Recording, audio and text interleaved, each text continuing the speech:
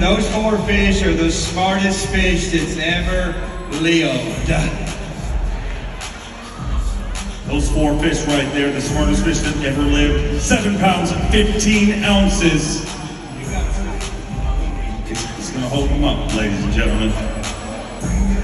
He's not a proud man.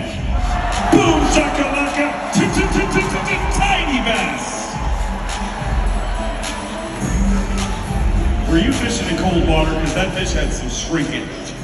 That fish, hey, let me tell you something. Don't be making fun of him. I loved him. He was number 4.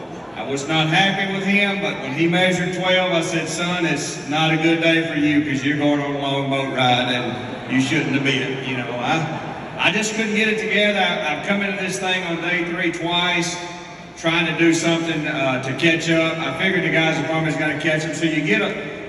Well, you just do stupid stuff. I'm gonna be honest with you. I would tell you it's a great game plan, but looking back, it's kind of ignorant. I just went down there and threw a swim bait about big as Brandon Polinick. I'm just firing it around. Looked like Polinick and Carl Johnson. I was trying to hit him with a glider, and the glider wasn't gliding very well where I was at. And about noon, I said, I am some more bass angler. I got myself 1 bass for the biggest tournament bass fishing, and I said, I'll go skip docks with a wacky worm. However, I feel like if you do that, you don't like Clint Eastwood because they won't bite a jig. So I go to skip an old Zoom fluke stick and I just keep losing them. I just lose them, and then I said some ugly words, and then I threw my hat down, and then I cut my hook off, and then I started thinking about jumping out of the boat, but I was afraid I'd hit a stick, it'd go in my eye. I'm like, it ain't going your way. And you ever had one of them days when you take off running down the lake, you spin a bail, your spinner reel just comes off with a bail and all the braid blows by your face running 70? I'm like,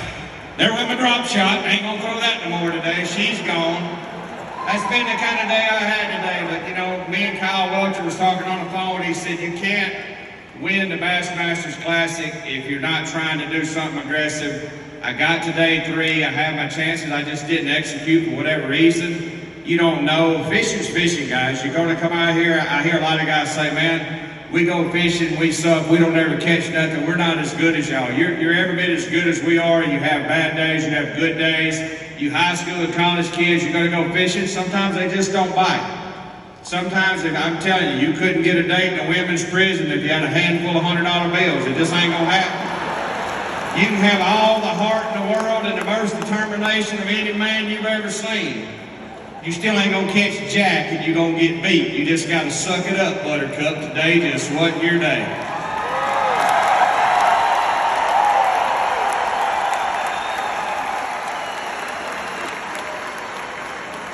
You got anything more to say?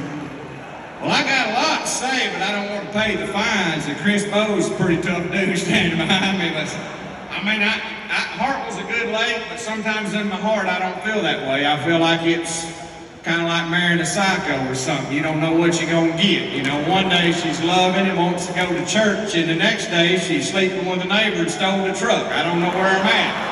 That's what I think about Lake Hartwell sometimes.